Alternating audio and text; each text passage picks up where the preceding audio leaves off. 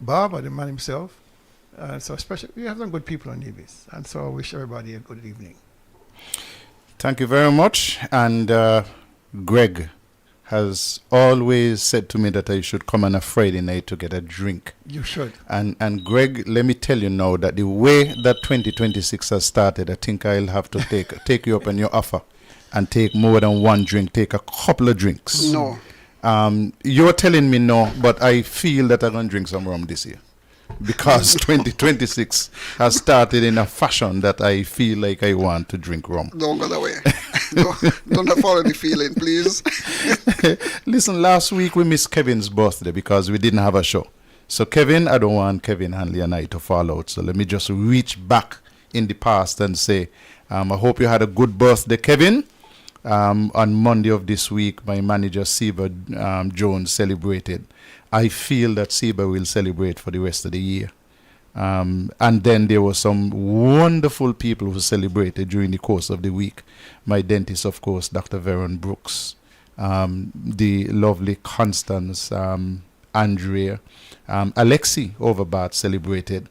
Today, we're celebrating the birthday of my good cousin, Dr. Janet Ishmael. And, of course, my other cousin, Melissa Rollins, is celebrating today as well. And with them is this fine gentleman, Mr. Ian Ward, who is also celebrating his birthday. Going further, tomorrow, Friday, Livingston Brown. On Monday, Krishma and my best friend, Trevier Smithen. On Tuesday, Maya Forretta will be celebrating. And that is what I have on the birthday list here. I don't know if there are others who we missed, but we'll find out during the course of the night. Again, the phone started ringing very early. Unless you have a birthday greeting, hold it so long, and we'll come to those calls in a little bit. But those are the persons who I have celebrating, gentlemen. I don't know if there are others. If there are no others, let's give the birthday song our best try for the start of 2026. All right. Happy birthday to you.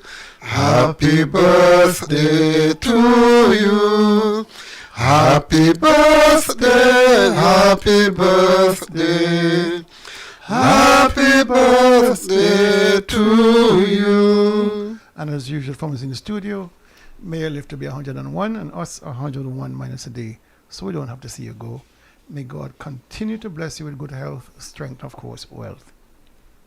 Okay, and having said that, listen, there's a raffle out there for some land. I think it's about 10,000 square feet of land. And you can get your tickets right there at Market Shop. Check Chantel. And she's going to sell you your tickets cheap. I think it's $100 a ticket. She'll sell you cheap for the same $100 a ticket. But if you buy two, you get a third ticket free. So please make sure that you get in on that part of the action. Let me say good night to Postman and Mrs. Jeffers. I hope that you have started the year very well. And of course to Elmo and Mrs. Farrell. Same thing to you. Hope that you started the year well. And then I'm going to reach out and send best wishes to my godmother, who has spent a bit of time in the hospital, my godmother Anita Nisbet, and I wish you very well. And then Nurse Jean, she was in the hospital for some time, and I made it my business to visit her every time I went to see my godmother. Nurse Jean is now back home, and I always greet her as minister. She did time in Parliament and in the service here in the government, and you have to respect people even after they have moved on. And then we have some persons who are grieving. So I want to say hello and good evening and condolences to the Pinney family. And they will be burying the patriarch of the family, Mr. Carlton Pinney, on Saturday. It's a morning funeral. Viewing is at 9:30. And during the viewing is when NRP will be singing. So it's 9:30 for viewing. We should be there for 9:30. And please, let's make sure that we give Mr. Pinney a good send-off. Condolences to the family. They are even now gathering for the funeral, which comes up on Saturday morning, Gingerland Methodist Church, 9:30. So please be there. And then I'm going up to Craddock Road to say condolences to the grand family. Phyllis passed. And so we want to reach out there. We know Kurt, Killer, Jackie, and the rest of the family. Pants was my longtime barber. Even when he became a Rasta man and I had hair, he still used to cut my hair for me. So we want to reach out and say hello to the entire family and wish them well. And I don't know, I wanted the kind of news that I got yesterday. Sterling Marshall, DJ Marshall, whatever you call him. My good friend since we were, 2-3 years old. We've been together. We went to every single class in primary, from kindergarten all the way up to sixth form when he got into that accident. We went to every class together. He was my very good friend. Woke up to the news yesterday that he had passed on to the great beyond. And it troubled me all day yesterday. I don't even know if I've been back to normal since then. Because this is somebody I've known my entire life, who is my friend. And even though we didn't talk every day, it still shook me up. I saw him 2 days before he passed, and we had a nice little chat. And as people like to say, if I knew that was the last time that I would see him, I would have hugged him and told him that I love him, which I always said to him. He knew that. So again, condolences to his family. And a lot more will be said about Sterling in future programs. And then this morning I woke up to find out that my neighbor, Corporal Isaac, had passed on as well. He's just above and to the back of me. And so I want to again send condolences to his family. So Tulu, you see what I tell you when I tell you that the year has started bad and I got to drink some rum? You don't have to drink rum. But Jesus provided wine, so I'll drink wine then. Don't call it rum. If you want to get Tulu to agree with you, you have to call it libation. Libations. Okay. Tulu, I'll have some libations. I can't promise you that I'll have it in moderation, but I will have some. Greg, I am going to take you up on your offer and I'll come for some libations. A little libation is good, in moderation. You always say no. Yeah, I got you. Don't overdo it. No, I won't. Okay, gentlemen, the year has started kind of crazy. The U.S. went into Venezuela and picked up Maduro, as if they were just in a bakery and saying, I want this patty. So they grabbed him and his wife, the president of an independent country. Another country just went in and just grabbed him. When somebody called me with the news, I was more than a little bit shocked. I tuned in and followed it. And then the person asked me if the U.S. don't know where Navy is. I asked them why. They say, why they don't come and pick up Mark and your wife? We have no oil. We ain't got no We oil. got no oil. So I don't know. Yeah, Lord of mercy. I promise I will not be so troublesome for this new year. I will not tell you publicly what came to my mind when I came across the news. I mean, I was in bed, laying down late, and something said, man, turn on your phone. And when I turn on the phone and go through, the first thing I saw is that, and I said, this cannot be true. And I scroll outside the second place. I said, this cannot be true. I got up and went to the television on. And I realized that all the stations had it. I said, well, it is true. And then something flashed in my mind. But I won't tell you what. But why are we surprised? I mean, the Monroe Doctrine has been in effect for over 100 years. All right. The history of intervention in the region, in the hemisphere, is well documented. This is not the first go around for this imperialism type of behavior.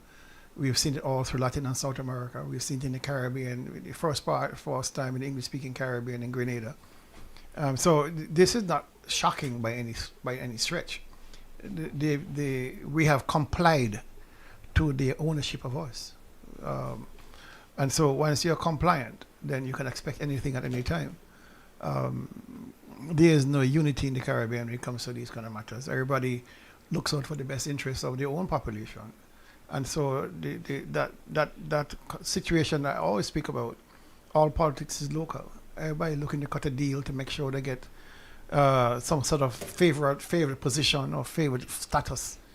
and ends up we all just black people at the end of a very long stick.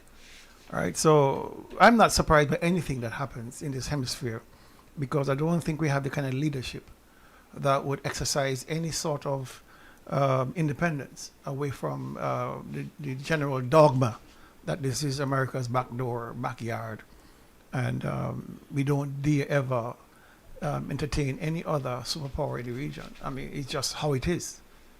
Yeah. So you believe that we are saddled with whatever United States impose upon us? Whatever, we have no choice. Whenever, until Caribbean leadership grow some nuts and stick together, come hell or high water, they'll pick us off one at a time.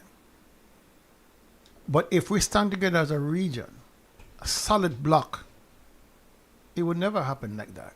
But when Trinidad is going its own way, and Guyana is going its own way, and everybody's saying different things at different times, and everybody's trying to appease their own local population, easy targets, easy peasy. I mean, it's just how it is. Gentlemen, I'll take a little break. While we do the break daily, I want you to grab mic number 2, because I'm getting messages to say that you are soft still. So grab mic number 2. I'm going to put that on so that you can have 2 microphones, because whatever it is, we want to hear you. And in the meantime, let me tell you of another very special person who is celebrating today, Mr. Elroy, music man, electrician Swanston. He is celebrating today, and his wife Julie has sent in those greetings. Elroy will add you to the list, so we're not going to miss you from here on. And we have another death to report. I don't know why I overlooked this one. Lizzie, Aretha Wilkinson from Brownhill, better known as Lizzie. Lizzie passed away, I think she was 96 or 97. She was getting close to that 100. Probably 96. Lizzie is, I think she's John L. Powell's grandmother. You know, so we want to send condolences to the entire Brownhill family and the entire Lizzie family, so that you know that we have you in our thoughts. Quite a lively lady, full of wisdom. I've had a couple of chats with her in the past, and so I want to say happy birthday. Somebody is telling me that they are not getting good sound on the live, and that there is no sound on Twitch. I don't know why, because we did just the normal things. All we have to do is start those programs. We don't have to do anything else. And I tell you, listen, I'm so sorry that I'm not a technician. So whatever it is, I ask you to reboot, restart, and see how you can get that sorted out. So Maduro, they picked up. Listen, I don't know how to make an argument anymore following the U.S. position that Putin is wrong to invade Ukraine. But it is okay for the U.S. to invade Venezuela and pick up their leaders. I really don't know how to make that argument. Because if the U.S. argue that it is fundamentally wrong, but sometimes then again, I get the sense that the U.S. president might be saying, okay, Putin, you're wrong, but you're not wrong. In that you have invaded, you have captured whatever, 50 square miles of the people's territory. Hold on to that. So you're wrong, but you're not so wrong. Keep what you got. And then let's see if we can settle this thing. But to say that they are wrong to invade, what if Putin decides that they are going to do a U.S. and just capture Zelensky? Because the U.S. set the standard. They went into Venezuela and grabbed Maduro. Suppose Putin decides, I want to grab Zelensky, because I don't think that Zelensky is strong enough to grab Putin.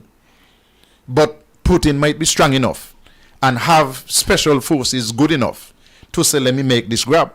What are we then going to say? That Putin is wrong, but the president of the U.S. is right? Don't follow. Do as I say. But not as I do. Not as I do. All right? The U.S. is undoubtedly the most powerful country on earth. And with a fantastic military. Yeah. And very sophisticated. All right? So when you have that sort of tip-top position where you're now the policeman for the world and people expect you to be the policeman for the world, then you have certain privileges that others don't have. Unfortunately, it comes with the package. If we are in the hemisphere of America and we are under attack, I mean, it's going to be very difficult not to reach out to America and say, listen, save us. So you owe your own security to somebody else, not yourself. All right? And so it just comes with the package that we are under domination. We are being, colonized from afar. It's just one of the things that we must accept until and unless we as a region decide, much as Europe had decided, to form their own union. CARICOM, is an economic union.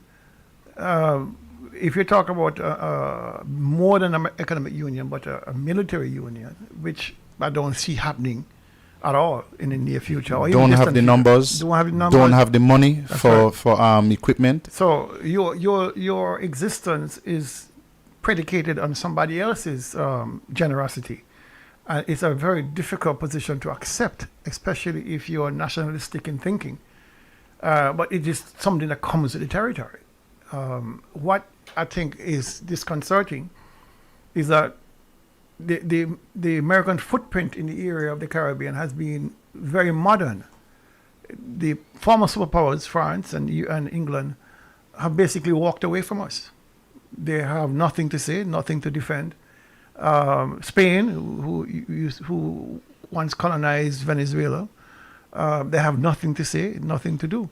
And so we are at the mercy, at the women's fancy of the only strategic power that can exert any influence in the region, which is America. And in addition to the power that they holds, we have a president right now who has absolutely no regard for laws anywhere.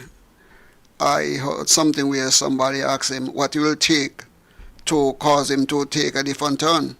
And he said, the only thing that will cause me to do that is my own morality, something that he don't has. Somebody asks about what the law. What about the law? The law means nothing to him. What I'm most disturbed with, gentlemen, very, very disturbed with, is the ease at which he's operating in that sphere of lawlessness. The Supreme Court, Congress, the Senate, is hands off. The president has unprecedented power. They are not willing to challenge the hegemony of this gentleman. The dictatorial attitude of this gentleman. I really thought that by now articles of impeachment would have been put against him for his actions, which everybody has deemed illegal. Nothing has happened. So he has a free hand, and he continues to have a free hand until perhaps the midterms in November, when it's expected that Democrats will have a majority in the House and the Senate that can hold him accountable. But as for now, between now and November, he's going to continue to act as if he has no constraint whatsoever. You spoke about CARICOM earlier and CARICOM unifying and so on. But even so, the CARICOM met at 5 o'clock in the morning when they had that intervention to remove the president of Venezuela. And by 6 o'clock, they had issued a statement. But the statement acknowledged that Maduro had been taken out of his country, he and his wife. Mm-hmm. But he didn't name the perpetrators. No. They are still a little distant and hands off and afraid to say it was done by the United States of America. So we have a long way to go. If you're waiting on that, not going to happen. Good evening, caller. How are you doing? Happy New Year, gentlemen. Happy New Year to you as well. Dr. Daly, you're giving Trump a little bit too much credit, How so? This is normal U.S. behavior. You forget 1989 when they invaded Panama and kidnapped Noriega? Yeah, I made reference to that, You forget Chile, Vietnam, Afghanistan, Iraq, all of those were legal. It's what they do. And the other thing is that we're forgetting is for the last decade there have been issuing warrants for people on so-called money laundering charges that have not been perpetrated on the U.S., in the U.S., on a U.S. citizen. It seems as though they can go anywhere in the world, arrest anybody, put in for extradition. They have been doing this for the last 6 presidents, right? Don't forget, they're the ones who messed up the charter that was done by the United States of America. Okay? And I object to calling it America because America goes from the southern tip of Chile all the way up to the northern tip of Canada. They are the U.S. Call them Yanks. Don't stop calling them America. Yeah, it's the USA. They're in America. America is huge. It's 2 continents. It's an isthmus, and we are part of America. We are an archipelago. And they have been messing with us. Every time we get a little economic string to our bow, bam, they threaten us with stealing off international money transfer, corresponding banks. Everything has to go through the U.S. So they do what they want with us. It's extraordinary.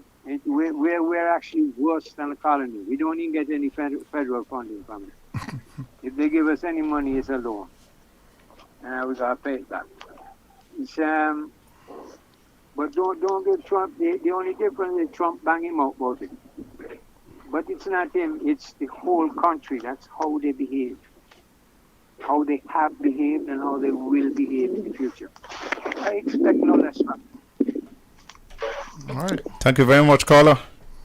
And I'm reminded that, listen, I've been away from Tell Me so long that I'm rusty. I forgot to say good night to my mother's children as I normally do. So I'm asking your forgiveness, Mary, and the rest of your family. Probably out celebrating with Janet. Of course, Morvet, Glenda, Everett, Trevor, and all of your family members. Alan and Dahlia, of course, you're included. And Shireen and Caden include you as well. Forgive me, I'm a little bit rusty. I've been away for too long. Gentlemen. And we have to remember our sponsors. Yes, yes, we do. But just before we take that break, though, a lot of people are looking at this Venezuela abduction in isolation. But part of the challenge that the people are not fitting into the equation is the whole effect of the Venezuelan oil and where it was going. That oil was going to Cuba, it was going to China, it was going to Russia, it was going to Iran. And I saw something today which said that the US had just sold the first batch of the Venezuelan oil for what, $500 million? Which Venezuela is not going to see any of that money. And so how about that? I'm not sure. I didn't see that in the story. But the effect of the lack of that energy resource on a country like Cuba, which has been severely sanctioned by the United States of America since 1959, 1960. It means not just rolling blackouts, but solid blackouts down there in Cuba. Might very well affect the rest of the Caribbean too. Because remember, we had this Petro-Carib agreement where we got fuel at reduced prices and so on. So, and you have to understand why Venezuela, why oil? Because Venezuela were just now negotiating to sell the oil in other than the US dollar. And the US dollar, which has for long been the world's currency, which they print as they like, that was coming under serious threat from the BRICS nations. and it was coming under serious threat, in particular from the Chinese, who were willing to say, listen, we want to be able to make our purchases and sell our goods in the yuan rather than in the US dollar. The American people are Europeans. And they came down. No, the Americans are Americans. Europeans are Europeans. Though Donald Trump and them who control America now, they came out of Europe, got on the long off the white people and take out the land. If you said that, I would accept that. But don't tell me that they're Europeans. Okay. But now look at what happens. They went into Africa and take out all the minerals and the riches that the African people had for themselves. Africa rose up and forced them out and fight them off, fighting for their stuff. Now they're coming back down into the Caribbean in this hemisphere to take the only thing that we have, basically is oil, and take it over. That means that they are going to strip us out of every resource they have. And somehow Donald Trump feels like wherever resources are in the world, he should have his hands on it. I think Zelensky didn't agree with him to give up some special mineral they have over there and give him half of it for some support against Putin. He didn't give his, Zelensky any support. You know, when they went down into the Congo and killed Patrice Lumumba said that the land of Africa belongs to Africans and we are going to develop it up amongst ourselves. And within a year, the British, along with the counterpart of America, were able to buy some of his colleagues in Africa and assassinated him. Within a year, he becoming president. They are the same ones who destabilized Haiti. Haiti had a stable government, and they did not like what they were doing. I think they think that they were too close to Cuba. And they took out the government and gave them Papa Doc. And from that time until now, Haiti is suffering. The question must be asked, which country that the American went into took out a government and installed one that ended up better off than they were before the American went into them? We're going to come back after the break. Haiti started suffering from the moment they became independent in 1804. From then. But we're coming back right after this. Do you know what you're drinking? If you are drinking plastic bottled water, chances are you're consuming plastic contaminants, BPA, and other hormone-disrupting chemicals you cannot see with your naked eye. Those empty plastic bottles take up to 450 years to decompose. In the meantime, plastic bottles are polluting the environment. They are dangerous to the planet and our health.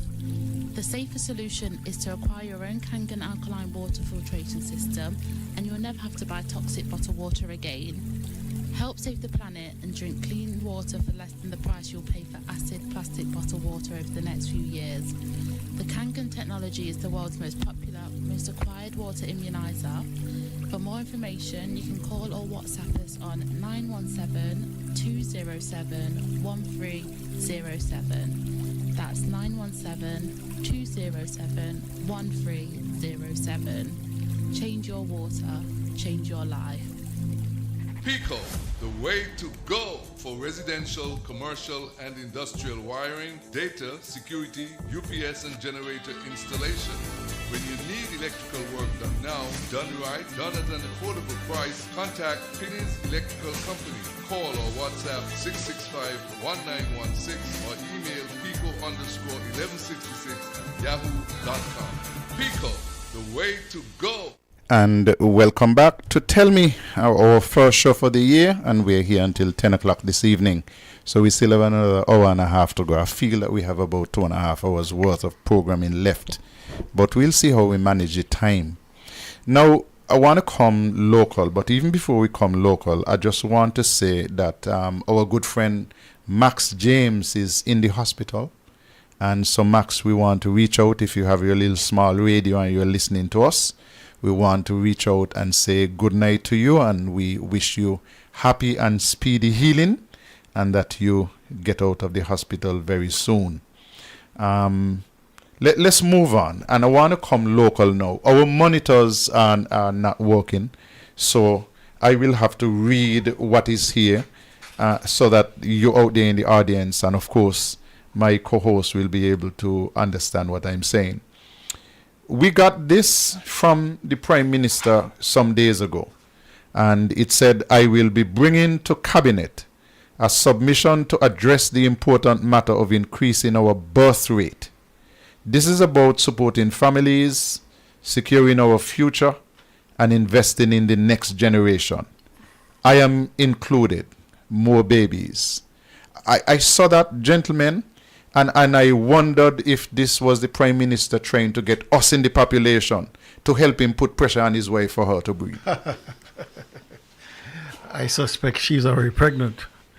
So this is his announcement? This is his announcement to the public to expect a little Drew or Drewski. Depending, in a few months, maybe 9 months, 8 months. But I think it's an announcement he is making, by the way. If not, I'm thinking something is in the works. What's in the works? Since December when he presented his budget, he indicated that the population is too small. We are not getting enough children. So a hint in there. All that time he's saying that, he knows that he's in conversation with the U.S. to take people into the country. A refugee. How many are going to come? We don't know. And all the time he is doing that, he is in his mind mentally supporting the Destiny program that is going to bring 30 to 40,000 people in St. Kitts and Nevis. And so perhaps he's looking for a cop-out. Hey, I get some more children and what's not, and we'll ease off on these. No, he's not doing that. They are selling what they want to sell. But I tell you something, gentlemen. This is not just a simple matter of saying I'm going to take something to Cabinet. You're going to have to be very detailed, because I tell you something. In St. Kitts, the government preschools are free, to the best of my knowledge. In Nevis, you have to come up with the money to pay for daycare in Nevis, in the government institutions. Sure. So that is the first thing. He should have had a conversation with Mark, first of all, and said, listen, since I am going to advocate for more children, you say more babies. So I know you went off on a tangent with this 40,000 people. Those are not babies. In his release, he said he's going to advocate for more babies. Pick me expensive. Very expensive. From Pampers to the food. Everything about children is expensive. And the cost of living in the Federation of St. Kitts and Nevis, and in Nevis in particular, is high. So whatever he's going to take to Cabinet, I hope that includes $5,000 for every newborn child to a citizen. Where you gonna get it? That is not my business. You want people to get children? The incentive must cover the cost of getting children. But see, $5,000 for every child that is born. And not only that, you want people to get more children? You got to stop building these 1-bedroom and 2-bedroom houses, because the children must live someplace. The Prime Minister is going to have to announce some kind of subsidy for housing, and that subsidy cannot be less than $50,000 off every house which is offered to a young mother. Not less than $50,000 off. Otherwise, you can't just get up and say, hey, listen, I want to tell you that I'm thinking and encouraging my wife to get a child. The Prime Minister could afford to pay for pick-me. The ordinary people who are struggling to make ends meet and to pay their utility bills, put food on the table, cannot afford to get children. It is too expensive. but before we get there, before we get to that, having actual children, the first instance, you cannot legislate how much children people should have. China did it. Well, It didn't work, because now they're faced with an aging population. it did not work for a number of reasons. But you cannot go into Parliament, pass legislation, or whatever you plan to pass. We don't know the context of what he's trying to do. But you can't legislate behavior. Even if a woman can afford to have 3 children, and she says, no, I'm going to have 1. No matter what incentives you give, because it goes beyond just the quantum of money needed to support a child. It's the time it takes to raise a child? Do you have the time? Do you have that level of commitment to raise 2, 3, 4 children? The birth rate on St. Kitts and Nevis is one of the lowest in the region. It's about 1.7 children per woman. The replacement rate should be around 2.2 children per woman. So we are way below the replacement rate. People are dying faster than we are regenerating the population.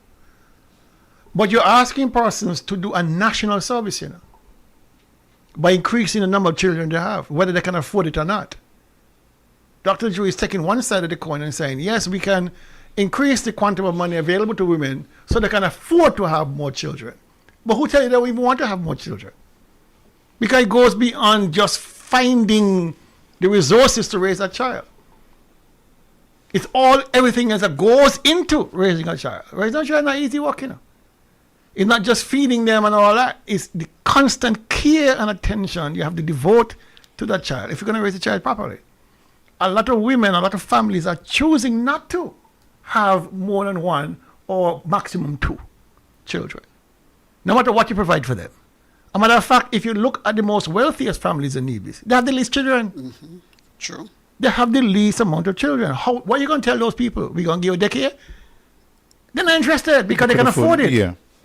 All right? So we have to look at this from a really holistic point of view, because so many people are leaving the Federation once they get to age, and these are childbearing age people, college age children, students who are going away and making life out there because there's nothing here to come back to for most of them. So they're staying out there.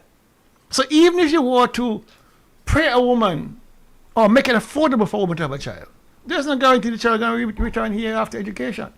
So what do you do then? You have already invested so much into this child, hoping for them to be your replacement for somebody who passes on, and they don't come back.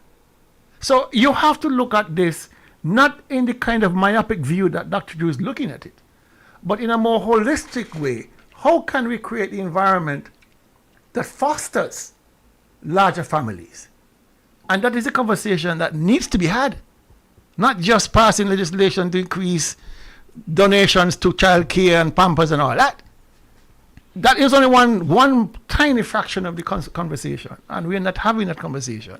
Plus, Dr. Daly and Tulu, you have to include things like education. Of course. Are our institutions ready for the surging population? What about health care? I think it's been talking about a smart hospital now since the government has been in office.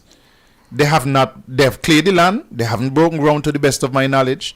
When are they going to do that to make sure that the health care is ready for the surging population? In Nevis, we started building a hospital. They cleared ground in 2014. So you're talking 12 years, almost 12 years.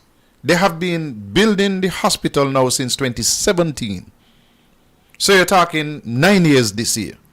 They have done no work on the hospital in Nevis for almost 3 years.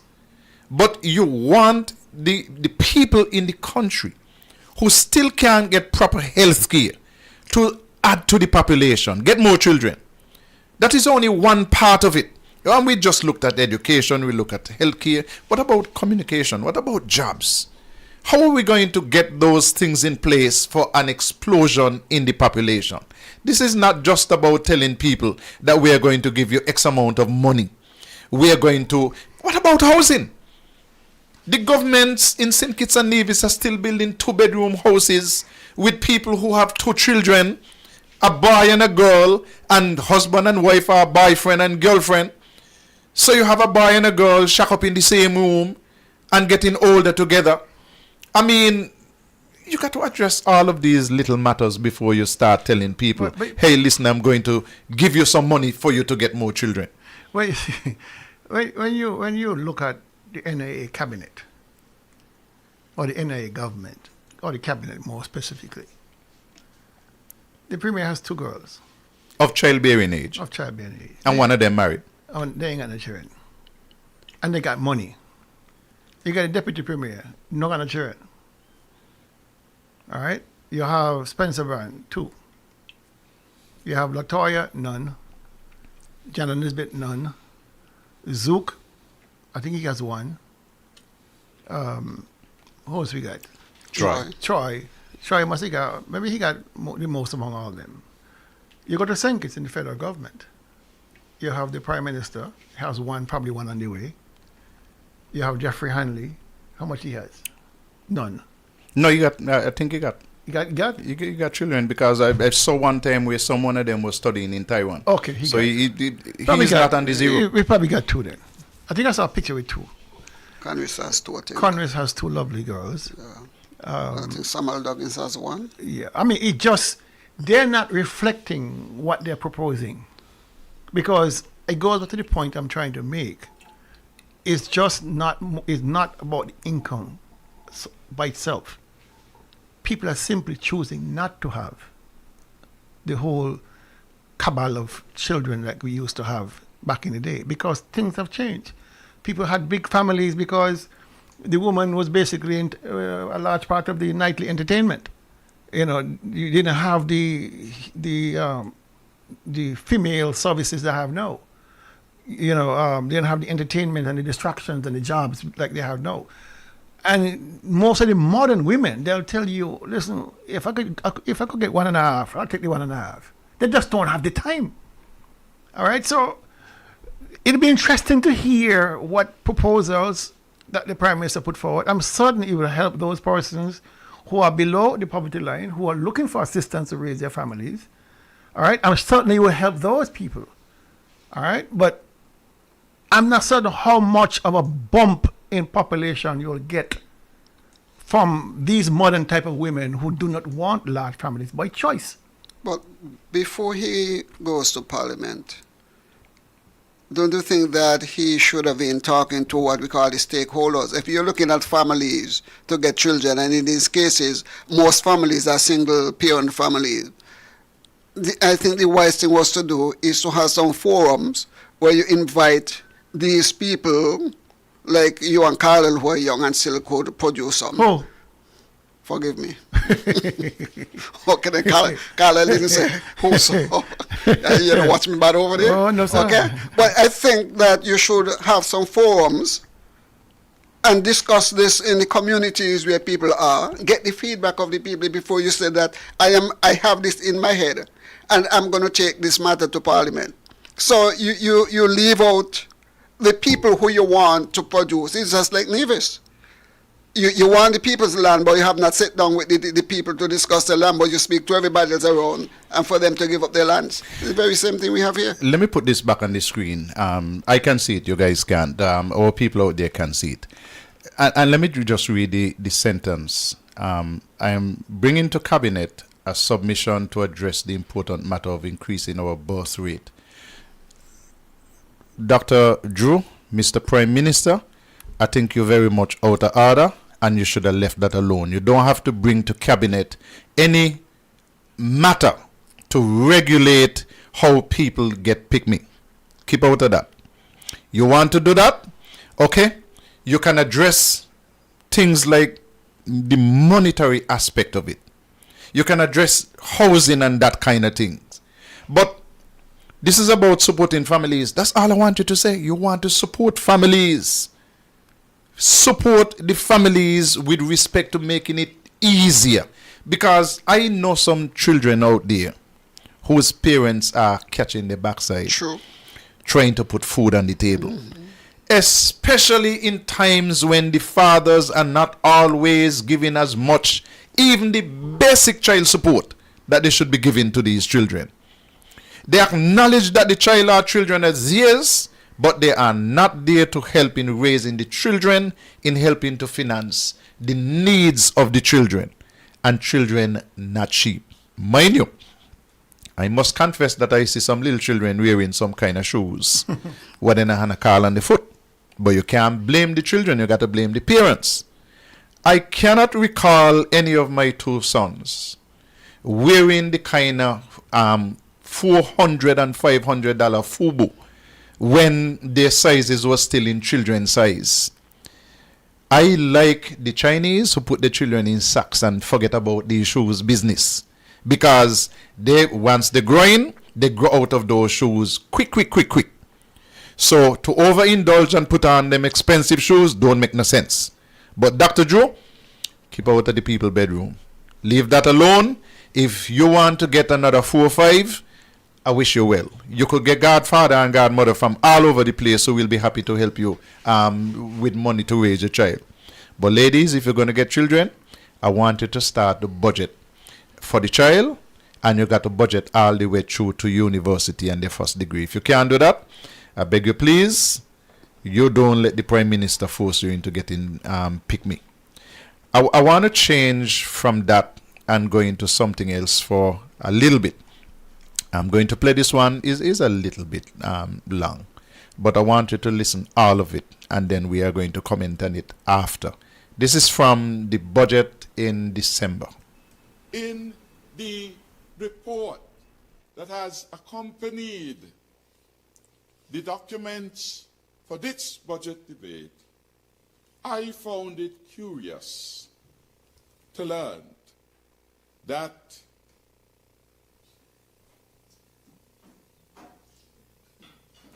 a loan of $27 million was made to aid in the stabilization and long-term viability of the largest hotel in the country. At the time when, if we listened to the presentations, the hotel sector is... I didn't even finish my point. He doesn't have to, based on the rule. Yeah. I recognize the honourable member for St. Christopher 6. Madam Speaker, again, the distinguished member opposite is making reference to a loan to the largest hotel in this country of some $27 million. And he's reading from a document. Please share the contents of what you're reading. What's the name of the document? What's the name of the hotel? You can't be making statements like those in this parliament. You had gone on. And if you are misleading, the public must not hear negative things which are misleading things. I am speaking as I was about to say, and I said it really, preface it, the documents of the government itself. If members have not read the document, then that is a different matter. But I am reading from this document, Madam Speaker, the National Audit Office document, which was presented as part of the list of items. And if you check your audit paper, member for number 6, you will see the Director of Audit report. The page 28, member for number 6. And I read, Madam Speaker, from the official document of the government. Sorry.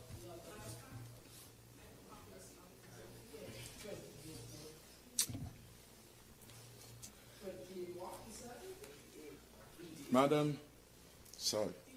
Thank you. And the Director of Audit had it very crystal clear. Subhead, Madam Speaker, draw your attention to the top of the page, loans.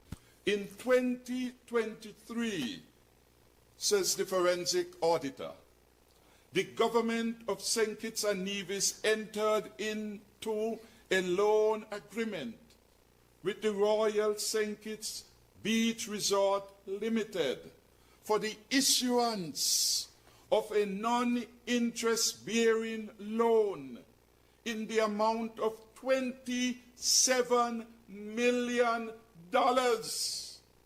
Why? It goes on. To aid in the stabilization and long-term viability of the Marriott's operations. And it goes further. In 2023, $18 million was disbursed. and a further 8 million was disbursed in 2024. Look at it. The issuance of a non-interest bearing loan, an important point. It's not just a loan, it is a special loan. Not 1% interest, not 2% interest, not 3% interest, not 4% interest, not 10% interest. An interest-free loan to aid in the stabilization, which means things not so good, and long-term viability of its operations. And it begs the question, if we have the largest and on the face of it the most successful, if we had known this, but on the face of it, brand name, internationally known, is having issues with its stabilization and long-term viability, what is happening to our tourism brand? Question I'm raising. The government basically determined that $27 million were needed and no interest would be paid. And it also begs the further analysis. If 27 million could be made available to the largest international brand in the sector, how much would the other local and non-local entities require for their own stabilization and long-term viability? It brings into question the further issue of fairness, of transparency, of equity in relation to this matter. Gentlemen, I allowed all 6 minutes and change of that to play because I have some questions. First of all, you have to question information sharing within the cabinet of Dr. Drew. It seems to me as if not just Mark Brantley was out in the yard in the government of Timothy, but Dr. Douglas might have been out in the yard as well, because he interrupted on a point of order to question the statement by Timothy Harris and questioning the loan of $27 million that was given to the Marriott. Dr. Douglas obviously did not know. Mine, I am going to put the blame squarely on his shoulders because he received a copy of the audit report, which means that he did not read it. But if he ought to know, if he ought to have known, he knew to invoke the Ivor Stevens rule. Because I know he travels a lot. But surely something as important as that, somebody should have said to him, listen, here are your cabinet papers from last week, from last whenever it is, and reading those, he would have seen that cabinet discussed this loan of $27 million. There was no excuse for senior minister, former Prime Minister Denzil Douglas, not to have known about this loan. The other thing that concerns me, not just Dougie didn't read the audit report, was not told by his colleagues in government about this important matter, but that he was made to look less than smart because he stood up to challenge Timothy Harris when nobody else sought to correct Timothy Harris or to challenge Timothy Harris, but that Timothy proved to be right. And then you have to look at it again. This happened in 2023. Mark Brantley and the Nevis Island administration tried to get $20 million to buy some lands at the airport here in Nevis. 20 million. That whole process was dragged out for about a year. In the final analysis, the federal government, the same Dr. Drew government, forced Mark Brantley into a box where they said to him, we're going to guarantee the loan. You go to National Bank and National Bank will give you the loan. Well, National Bank made him take off his shirt. They tell him, take off your hat, look under your hat. They tell him, take off your pants, turn out all your pocket. Take off your shoes, take off your socks, take off your boxers. They strip him naked before they could give him access to the $20 million. But by the same token, here was the same Dr. Drew government giving Marriott $27 million interest-free. The people of Nevis have to pay interest for the loan, the $20 million loan that they got for the purchase of the airport lands. Gentlemen, I find this very insulting. But I also find it instructive in that the federal government is prepared to look after sin kids, but don't give a damn about Nevis. You can get the $20 million, but you got to pay, and what's the going rate? About 6% interest?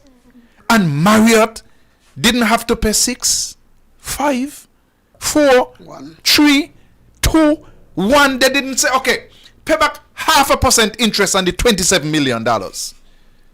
They were gifted the $27 million at 0% interest. And that is what startles me.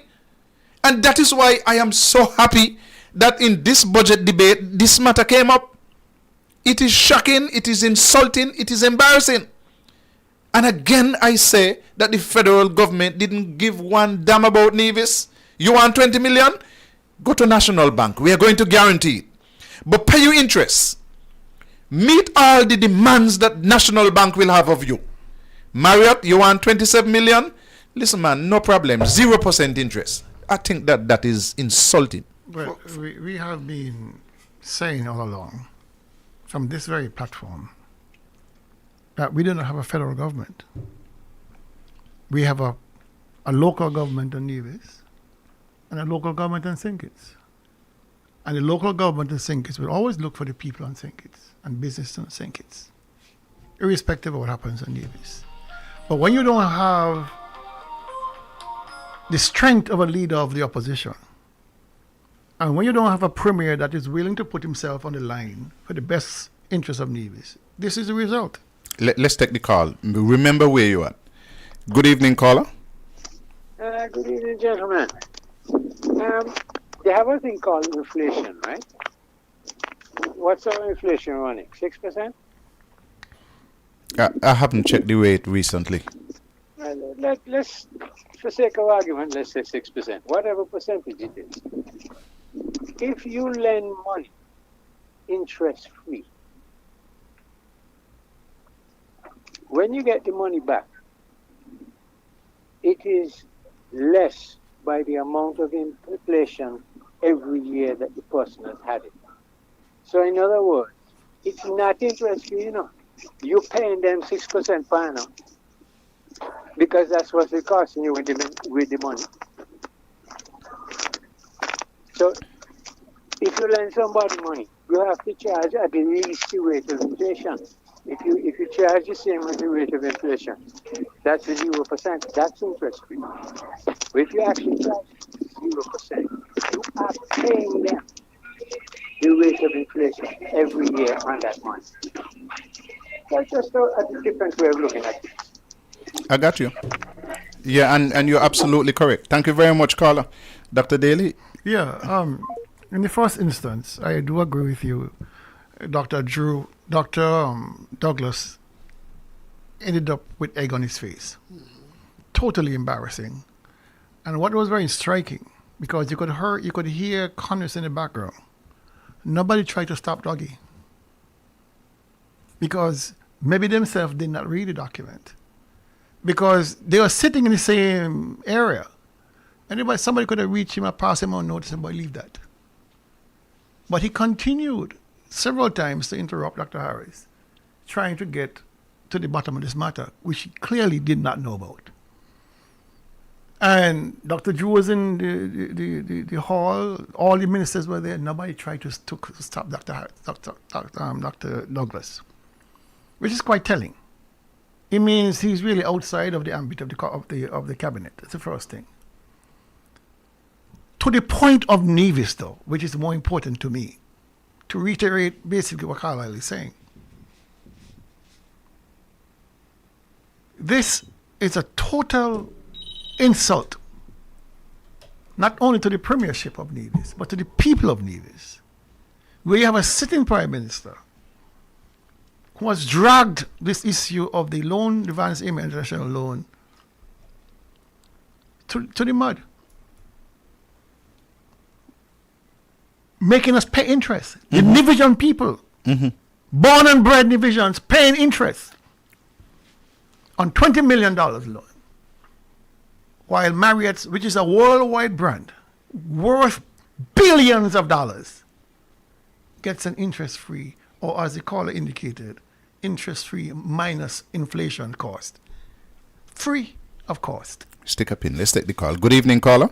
Good evening, gentlemen. How are you tonight? Happy New Year. For the glory. I want to wish you guys a healthy and a happy New Year. Thank you very Listen, much. Let me tell you, when I was going by school, which was 100 years ago, a bird in the hand would two in the bush, or several for that matter. And that is where we at. The Premier of Nevis came to us and he told us about this wonderful relationship with Timothy Harris and Nevis. Whatever he wanted, he was getting. There was no need to hold on the government. But when you're raving and you see the bone in the water and you figure that that bone is bigger than the one in your mouth, everything drop out. Let me tell you, let us be real. The Prime Minister doesn't have to come to Nevis to get a vote for him to name Prime Minister or Minister or elected representative. It is not in his best interest to prop up Nevis, because unless they're going to have a coalition government, it really means nothing to him. And so they don't care. They really do not care. He wants to win constituency 8. You build house in a constituency 8. What would he benefit as far as he concerned if he prop up Nevis? Every dollar spent can be spent in his constituency or in Sinkits for that matter, because he's the Prime Minister. And I don't like the idea that sometimes we call him the Prime Minister of Sinkits Nevis. I sometimes wonder who or what he is. Because as far as I'm concerned, there ain't much of the Prime Minister of Sinkits Nevis I am seeing. Good night. Thank you very much. We will stay with the phone lines and say good evening to this caller. Good evening, gentlemen. How are you? I'm doing fine. Happy New Year. Happy New Year to you. My question tonight is simple. Is there a public accounts committee? I think that I have to close off your camera. You're looking down on my notes. And the public account committee should be chaired by the leader of the opposition. Am I correct? In most cases. It is not an absolute must, but in most cases. Well, I know the way it is set up in the parliament in St. Kitts Nevis is the leader of the opposition. But let's go back to something. Some years ago on the Team Unity, the public account was gutted. The committee they had no teeth to do not detect everything on the Team Unity. So if the leader, the present leader of the opposition was looking into the public account committee, Marius could target a $27 million loan, interest free, and the leader of the opposition don't know about it. Good night, Megan. Thank you very much. Gentlemen, I had that right on my sheet here, Public Accounts Committee. Because that committee, if Mark had any gravitas, if Mark Brantley had any love for country, and if Mark Brantley understood his role as a member of parliament, and he has been in the federal parliament since 2007, midway through 2007, Mark Brantley would have known when he was there sitting down, languishing, waiting to get $20 million for the people of Nevis, for the expansion of the airport and paying of the lands.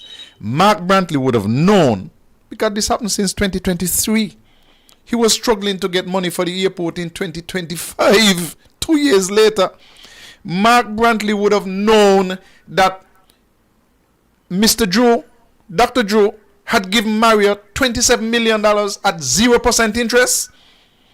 You have to lay the blame at Mark Brantley's feet for his incompetence and his not knowing. Because he should have been the chairman of the Public Accounts Committee, and that committee has the powers of subpoena. He could have called anybody. He could have called the permanent secretary in the Ministry of Finance. Come here, answer some questions. He could have called anybody from any ministry who worked for government to come to answer questions. But instead of that, he was out of St. Kitts and Nevis for 71 days last year, not performing his role. And you got to blame Mark Brantley for the people of Nevis having to pay interest on a $20 million loan when the federal government gave Marriott, an international corporation, $27 million interest free. Good evening, caller. Good evening, Carly. How are you tonight? And Daly and Miss and Tulu. Well, I could tell you, Carla, you hear? That is why Nivision got to vote against Judem. Vote against Mark Brantley. He was out in the yard, man. The Public Account Committee was out in the yard. You see? You see how they want to live with Nevis in 2026? That can't work. Jam down and sit down here in Basti and get rid of Mark. I will engineer his removal. I'm going to put him in the departure lounge. He's a damn vagabond. Listen that now. The main man supposed to ask question in the National Assembly. Harassing Timothy about Pinagate money in by Nivision. I get real, you know. Get real, because this year in the play around here, you know. And I'm asking them ladies, along with you, Carly, come to the people. Come to the people, mind. Because they won't go through this. The first quarter, we must shine them and think it's a Nevis. How serious you be. Have a good night. Mr. Daly, continue your Saturday show, eh? People asking all through the season. People come down with Tony National. Want to know who this Daly be. Have a good night. Thank you very much, caller. Let me take this next call. The calls are coming in fast and furious, and we love it. Good evening, caller. Good evening, caller. Happy New Year to you, sir. A healthy and happy New Year to you all. I joined the conversation a little bit late, but I'm hearing about the Marriott's loan, which I had heard about before. Now, I just want to make a point here. Marriott International is a publicly traded company. Marriott closed today with a stock price of $325.79. Let me repeat. Marriott stock price today on Wall Street closed at $325.79 per share. I want that to sink in the Nivision and Kittitian public's ears so that they can understand. But yet still, Dr. Drew, in his wisdom, and unbeknownst to some of his members of cabinet, is authorizing or has authorized a loan of $27 million to this international company. So where is the money going since Marriott has been operating in St. Kitts and Nevis? And why is it small businesses in both Nevis and St. Kitts cannot have or get or receive the same type of treatment? But you know something, Carla and Daly?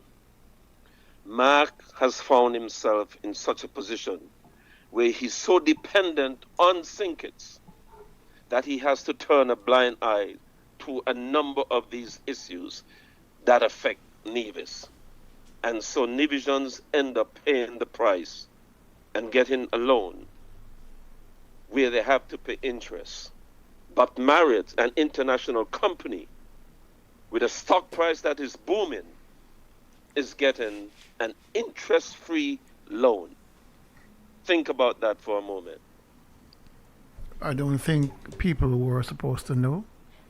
Thanks, caller. Thank you very much. And it's the same discovery that was made when our audit report came out about the $25.5 million purchase price for Rest Haven and the $22 million expenditure that was never reported in the parliament. Mm-hmm. So it seems to be a pattern of behavior by these leaders where they simply are doing things that are technically illegal. Because if you are going, especially in the case of Nisbets, of Rest Haven, if you're going to incur that level of expenditure, you need parliamentary approval. Absolutely. They never went to parliament to approve it. Nobody knew about it. It was discovered in the same type of audit report that saw it. And it wasn't declared, so you expect to see an appropriation in due course. Exactly. And that has to go to the parliament. Exactly. It never happened. Caller, good evening. How are you? Caller, you had to call back. That same Marriott there, you know, from the time he born and pay the government hotel room tax. That's why them ambassadors, they fall out. That same Marriott there. Mark Brownlee, boy, your hair gonna be hot, so hot, you hear? That every individual, you're gonna be a fire for them. Have a good night. Thank you very much. I got to investigate this not paying hotel room tax. I think by now that should have been regularized if that was the case. But even if not the case, these guys enjoy the type of concessions that would make any local business envious. They get concessions and everything. They pay no taxes. They get tax holidays. They get write-offs. I mean, they enjoy a kind of umbrella of protection from the government that is, I mean, it is second to none. And for them to come now and get on top of that, an interest-free loan, while businesses on Nevis are hemorrhaging, businesses on St. Kitts are hemorrhaging, looking for a little top-up loan, even a 0% loan, a restock loan. Nope, no room in the inn for you. But you're going to give an international company $27 million and keep it quiet. What does that say about Dr. Drew? What does that say about him? And he had so many roundtable discussions. He could have slipped it in at any one of those discussions. But it speaks to the character of people who do these kinds of subversive things, kind of, you know, that's opaque behavior, which does not speak well to anybody's character. That you're taking taxpayers' money, $27 million of it. It's a lot of money. And we don't even know the payment terms, whether it's over 20 years or 40 years or 10 years or 1 year. We don't know anything about the loan. They have yet to disclose it. They have yet to have a follow-up discussion at any round table. And I'm surprised that the reporters on St. Kitts who go to this round table discussion have not asked him anything about it. Good evening, caller. Good evening again, gentlemen. By the way, hotel room tax doesn't exist anymore. It's now called VAT. Okay, it's rolled into the VAT. Yeah, it's now VAT, and the hospitality sector pay 10%, which is what the hotel room tax used to be. Okay. One of the reasons for giving major concessions for large projects, our example in Nevis is the Four Seasons, is that the turnover is so great that the money is collected in VAT or hotel room tax, whichever one you want to call it, is big, it's huge. Therefore, it justifies giving them duty-free and so on on the other end, right? That is the kind of reasoning behind it, because it is generating a substantial revenue for government, okay? The other thing is, it is collected from the guests. The hotel don't pay it, you know. The hotel collects it from the guests and hands it on to the government, to the treasury. Okay? So if a hotel has been collecting it and not paying it on to the government, right? They're also getting interest-free loans. No wonder the share price is doing so well. Because they're making money on top of money on top of money.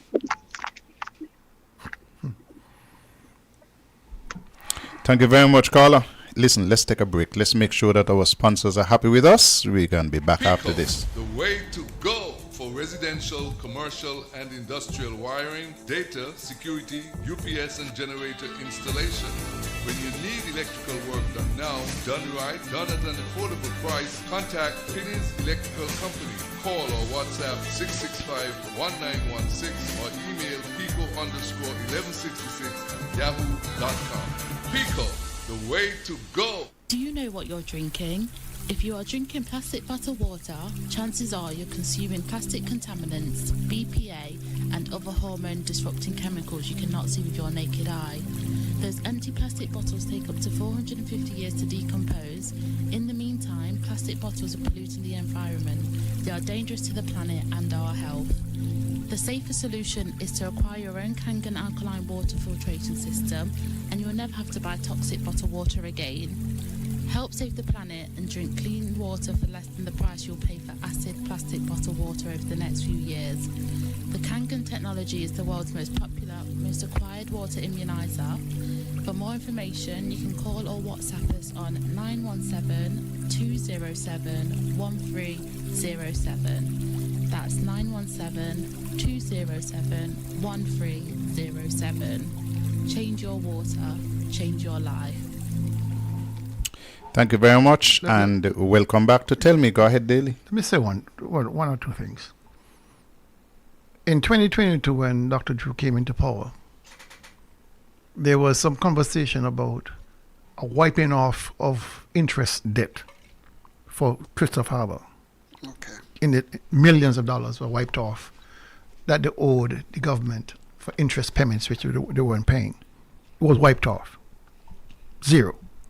It was not forgiveness of the loan that people were saying. It was simply the interest that was owed, that was accruing, that the government, Dr. Drew's government, wiped off the books. Fine.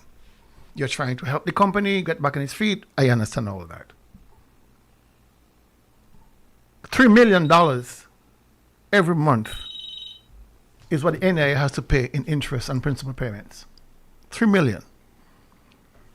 The loan at National Bank is over almost 160 million accumulated over several loans, consolidated several loans. Over 160 million.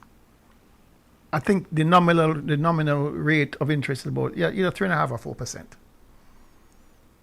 That is causing and driving up the interest payments on Nevis, the monthly interest payments.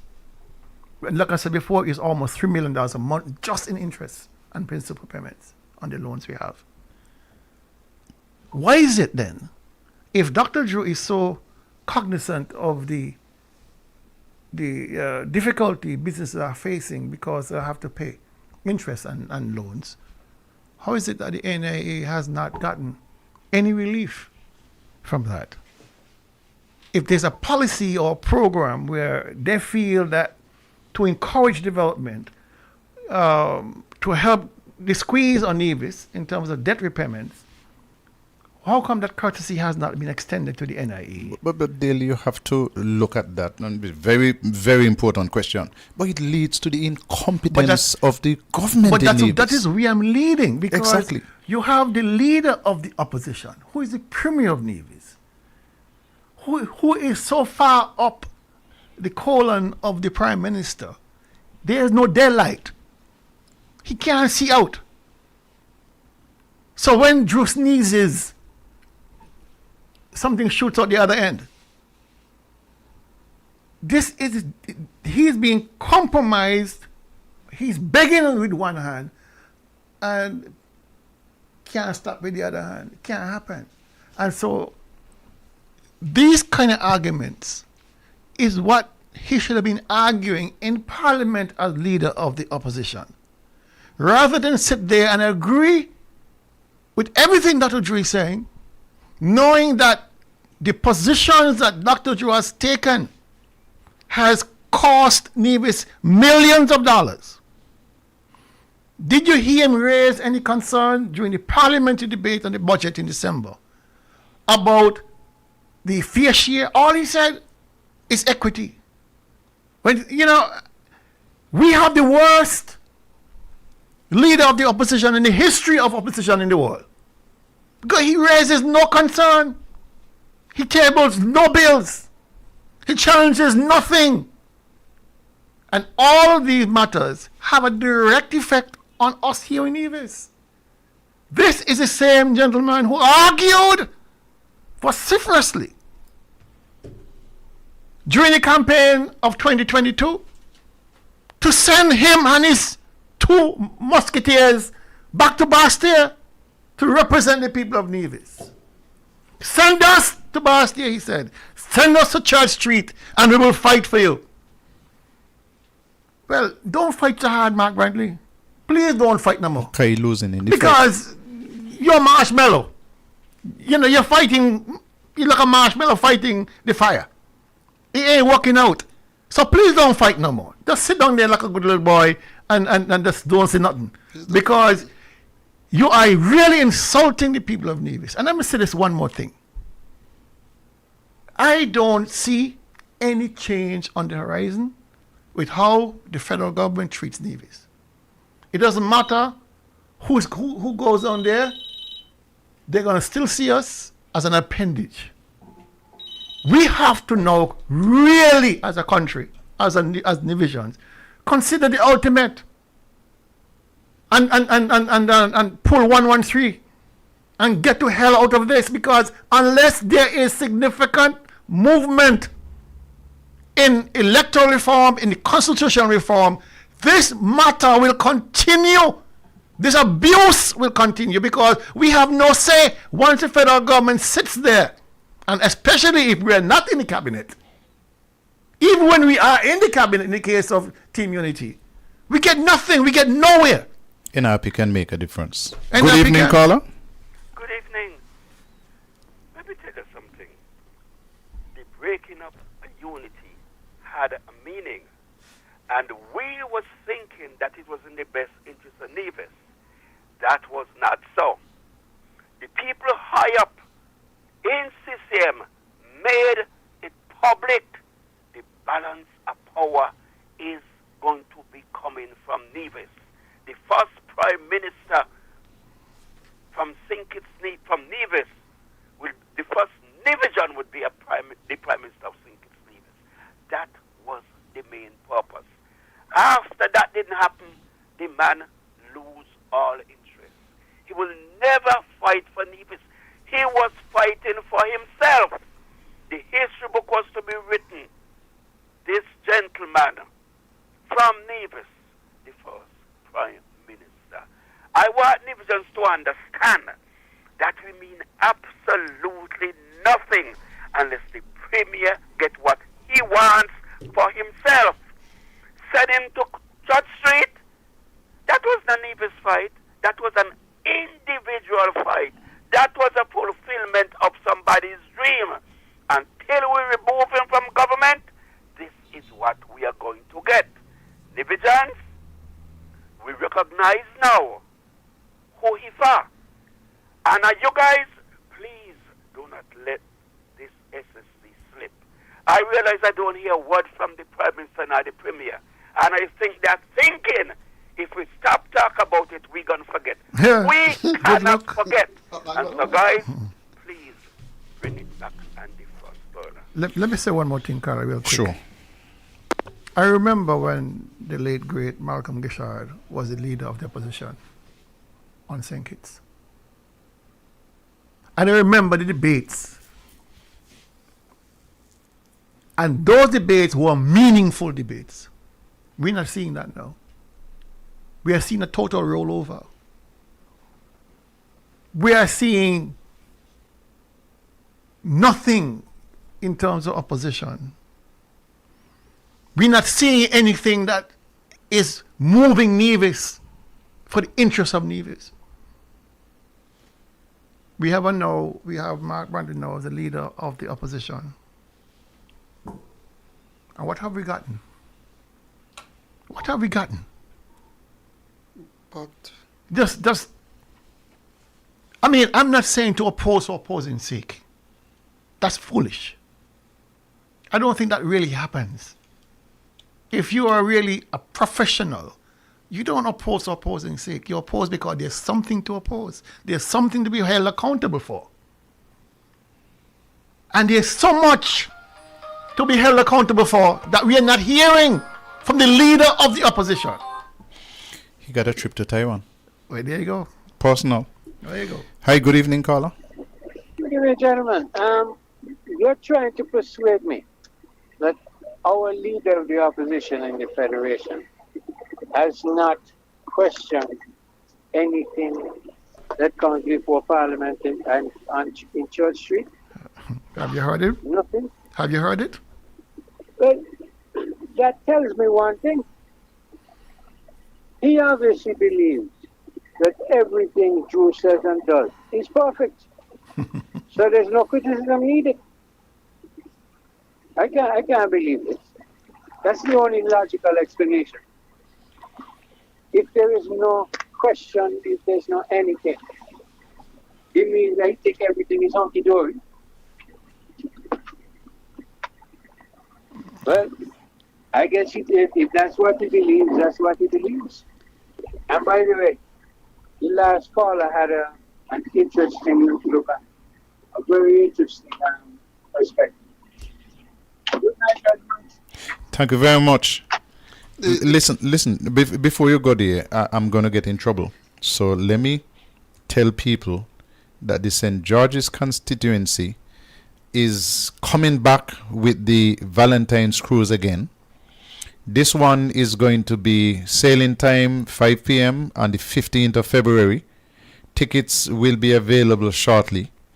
Prince Devante, Odyssey Band will be on board along with Rec Life sound system. And so that is $275 couple.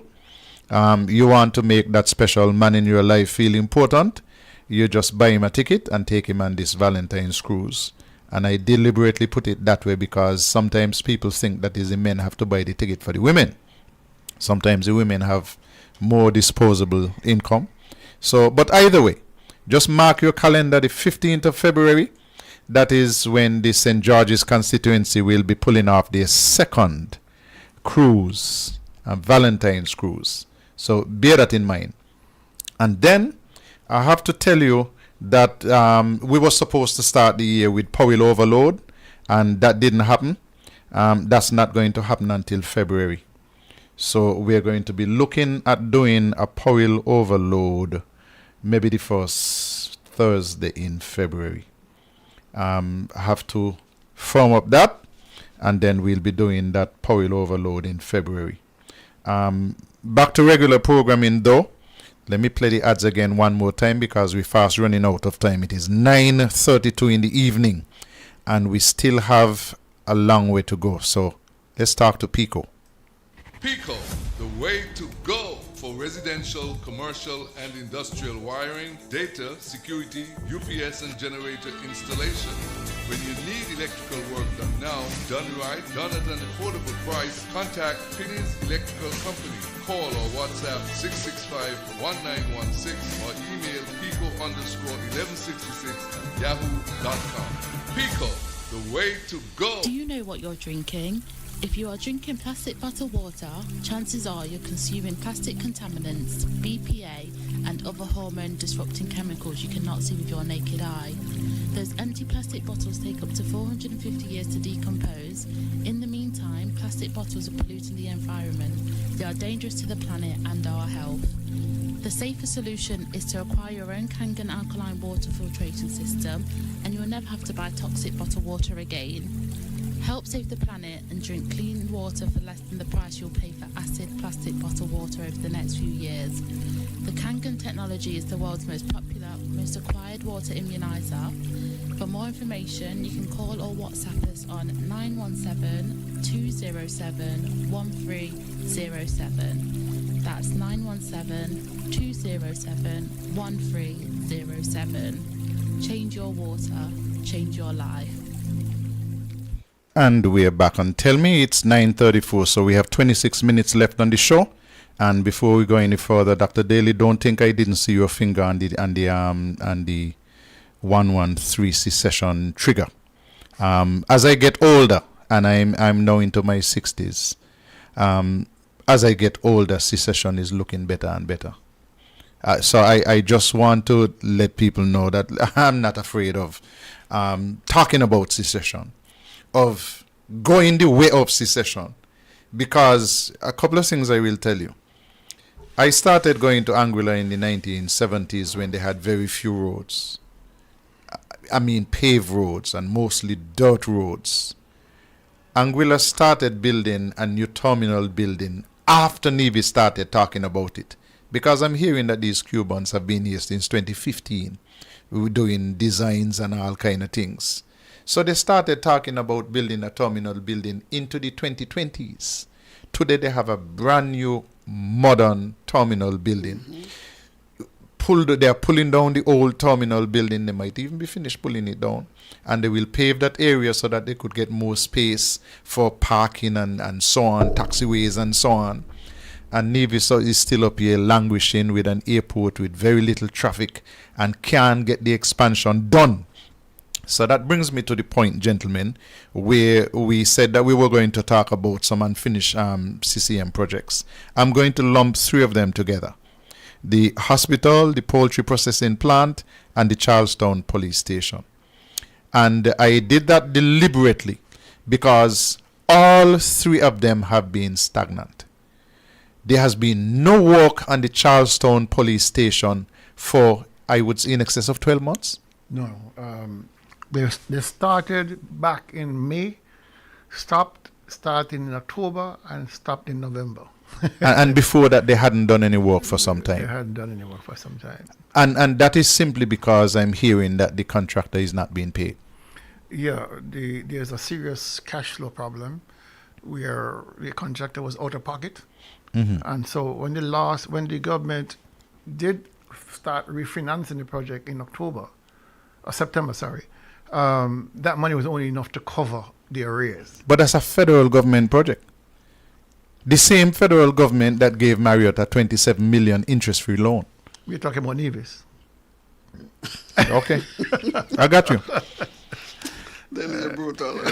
Yeah, and then the hospital. That's strictly Nevis. The hospital is strictly Nevis. Hi, good evening, caller. Yeah, good evening, caller, and to you, Tulu, and Keely as well. Yeah, keep the volume up. Okay, I'll try to talk a little harder. Yeah, I realize you guys are talking about the nuclear option, which is actually going secession, and it basically terrifies me for us to do that, knowing fully well that I don't believe that we've had a fair election ever. I mean, for the longest while, we cannot do something like that and we don't have a fair election. Election for the past few cycles basically have been stolen. And there's no way that I would agree to any secession knowing that our electoral process is not free and fair. The problem is I really don't know if you guys expected the CCM party to be in any opposition to the Sinkits Labour Party, because I really feel that basically they were in cahoots for the last election, and that if Labour had fallen short in Sinkits, the Three Stooges up here would have joined with the party in Sinkits to form the government. And I believe that was the plan. It just happened that they didn't need any seats. So by them being in opposition and calling themselves member of the opposition is basically just a title, but they're basically I would say, linked with the federal government, all one and the same. And you won't expect them to disagree or have any serious discussions or whatever. What they do is basically beg for money. And apparently, it seems as if the Timothy government was giving more money than this one. What is the present government now? So apparently he mashed up everything that, he was being, basically picking a whip to bang himself. He got more money out of Timothy than he's getting out of Drew. But I don't know. But it's just that, like I said, the nuclear option terrifies me. Thank you very much. Going into something like that without knowing fully well that we don't have free and fair elections. Thank you very much, caller. I understand you, but that is like telling a young driver, listen, you have your license, that car is licensed and insured, don't drive because you might get in an accident. So don't secede because the election process is not free and fair. I totally accept the fact that we need to do some serious work with respect to the election process. And I am awfully disappointed in Dr. Drew because he protested against what we have. And he has not done anything to improve what we have. But that is not going to tell me that I should not talk about secession. I should not promote secession if it is in the best interest of the people of Nevis. And as I get older, is the more that I feel that I must do as my grandmother said, talk what is on your mind. And there are many times when you wake up and you examine the situation that we have in front of us, and you say, boy, this federal thing not working for Nevis. And if it is not working for Nevis, then you got to pull the trigger. You got to go on your own. And I'm not ever going to step away and back down from that. But I believe that the difference would be an NRP government. No NRP government has ever been treated under NRP. No government in Nevis has ever been treated with the kind of disrespect that this CCM government has been treated. The members who are federal parliamentarians have benefited financially, tremendously.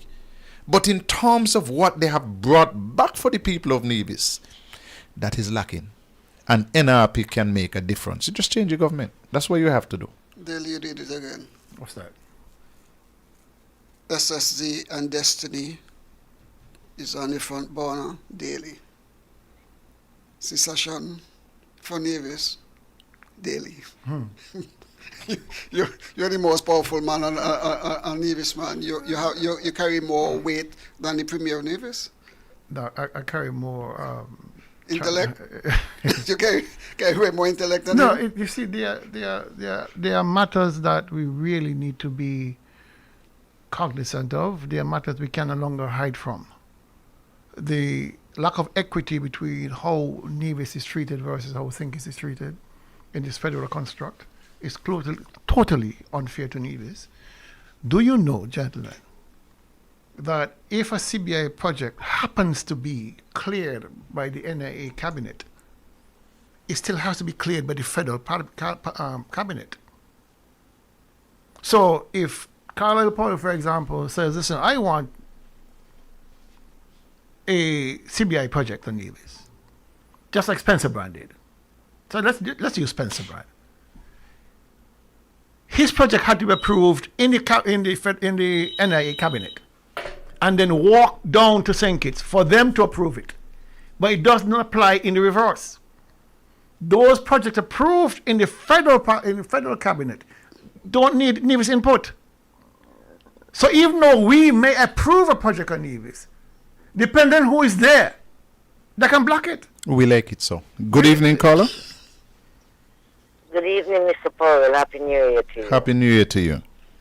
Tulu, that's why you're calling Sir. That's why I give him the name Sir, Mr. Daly, Sir. Sir Kelvin Daly. Hello? He's Sir Kelvin Daly. He owns it? Kelvin Daly. Okay. All right. Thank you very much. Let's stay with the phone lines. Good evening, caller. Good evening, caller Daly. Happy New Year to you, sir. Happy New Year to you, Daly and Tulu. And I just want to say especially for Tulu, I love your job. You're an intimidator. Keep up the good works. Carla, you just said some things there. And you take a man like me and you and others who believe in secession. Because from I know myself, Nevis has not been treated right by any politician from St. Kitts. Oh no, I can't say every. Except for Timothy Harris.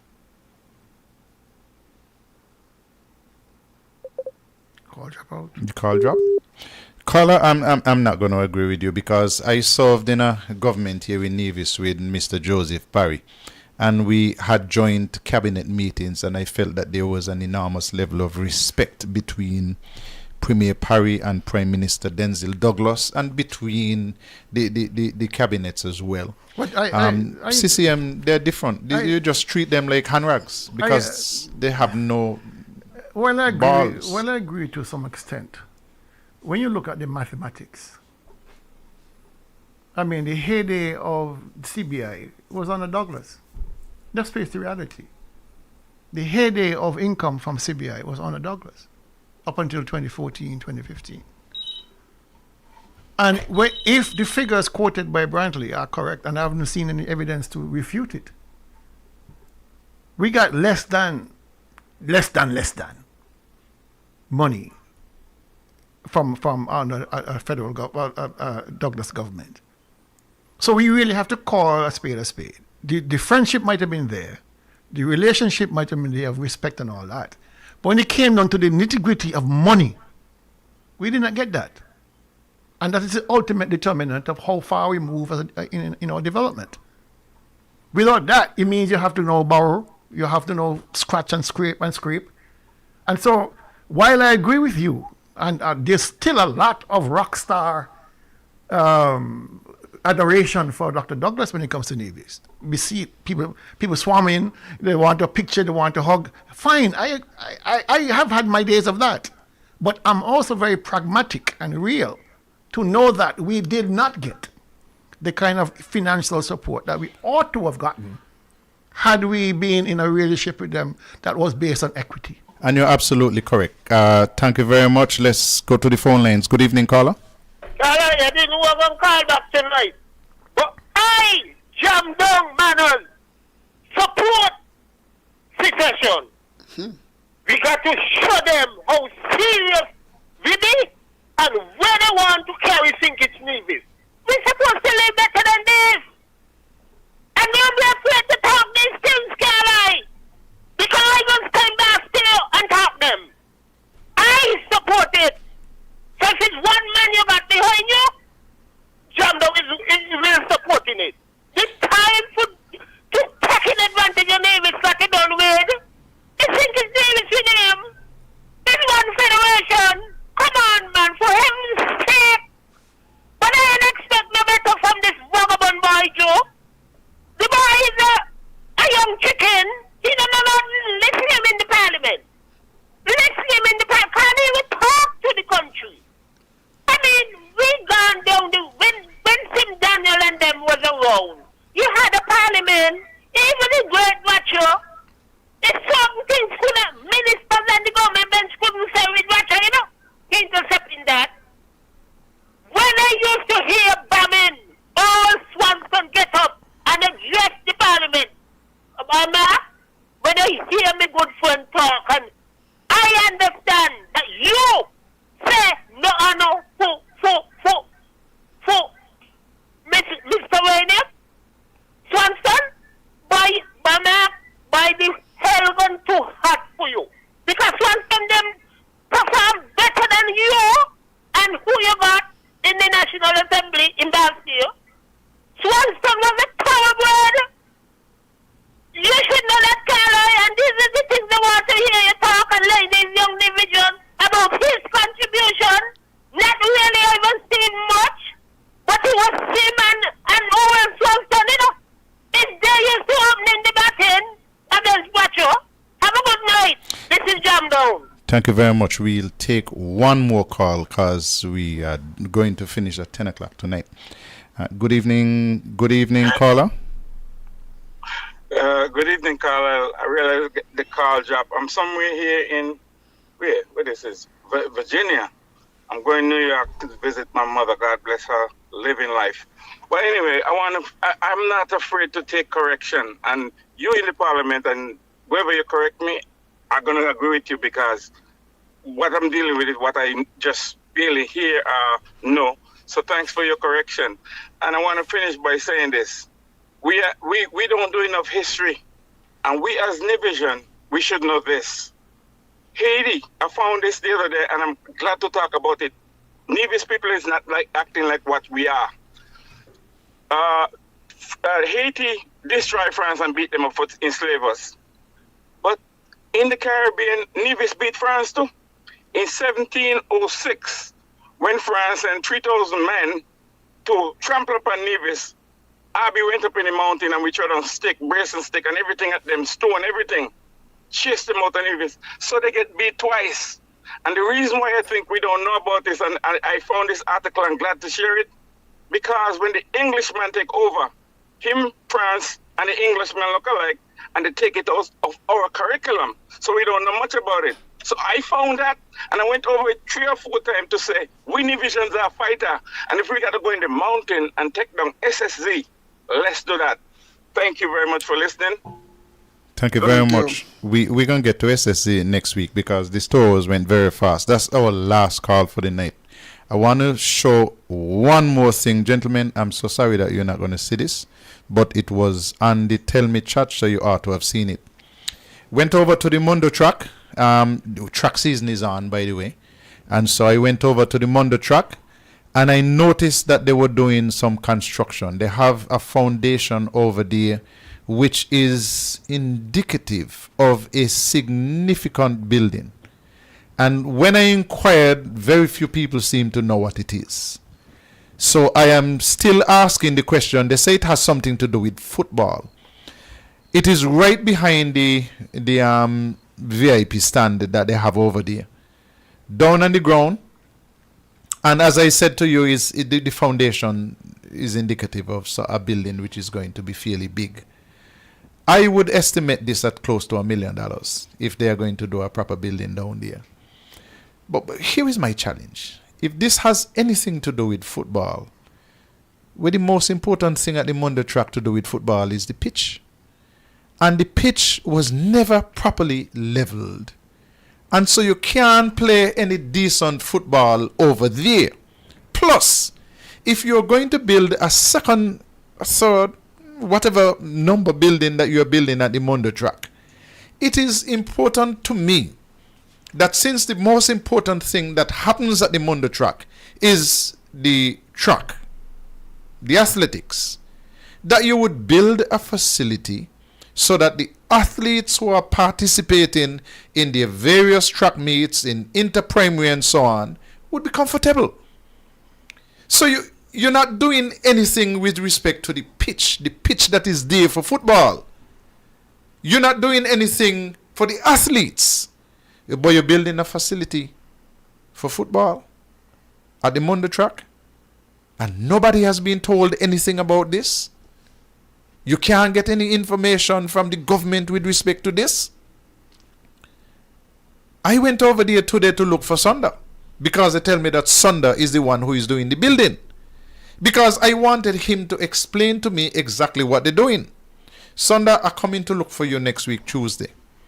Because I want you to tell me exactly what your son, the Minister of Sports, has provided a contract for you to work on over there at the Mondo track. And what you're doing. Like I tell you, the foundation is big. So I suspect they're doing $1 million project. But why are they starting another project when they said that they did not have money for them to be able to finish the hospital? Why are they starting this project when the poultry processing plant has not advanced recently? Gentlemen, it puzzles me. Well, I would have inquired, having heard about this project. And what I understand, it is a football pitch. What they're looking at there is the periphery of the pitch. I guess they're going to do some backfilling, properly constructed. I guess it has to be elevated or whatever it is they're going to do with it. But I understand also it was FIFA sponsored. So it's not out of pocket for the government for whatever reason. But I have to visit the poultry facilities. I have not been up there to see what's happening up there at all. I need to go there perhaps tomorrow to see the progress. I know they started the work in December, but I'm uncertain whether they took a break for the Christmas and have not resumed, or they're still at it. I don't know. It still begs the question about the overall policy regarding broiler production, because we are not hearing anything comprehensive about it. So it'd be interesting to have a conversation with the permanent secretary or the director of agriculture to figure out where we are with that project. Go ahead into your closing statement, Daly, because we're at 9:54. Well, Tool normally leads off, so I will give him the courtesy of that. No, the government continues to show its disrespect for the people of Nevis, because if you're going to go into a significant development at the Monte Track, I think that it is only decent to let the public know and the users of the facility knows what you're doing there, what your plans were, and what we should expect. I want to go back to your discourse earlier about the performance of the Premier, and to remind us that what the Premier is doing is exactly what he said that he was going to do. The Premier said that he is not going to oppose the Jew administration. He is willing to dialogue, and he's going to dialogue with the Jew administration. He also says that the relationship between he and Jew is so great that light cannot pass between them. So which means he is comfortable with what Dr. Jew is doing. And Dr. Jew is comfortable in doing what he is doing to us, the people of Nevis, because the Premier is comfortable with it. And so, Dale, you are so right. How is it that we have to pay interest and loans that we got from St. Kitts National Bank, and I heard that even out of CBI, sometimes we have to pay back. But two major hotels in St. Kitts, one got a loan, interest-free, and one got the interest wiped off the books, I'm told, millions of dollars. And while they're doing that, the Jew administration is doing its best to kill Reggie, claiming that Reggie owes them some money. So how is it that they now wipe off the debt and empower Reggie, that is doing such a great work in St. Kitts in terms of marine works, for him to continue, but they're trying to drive him out of the market? How is it that people like Cabo and other small business have been trying to get loan to advance their business? They can't.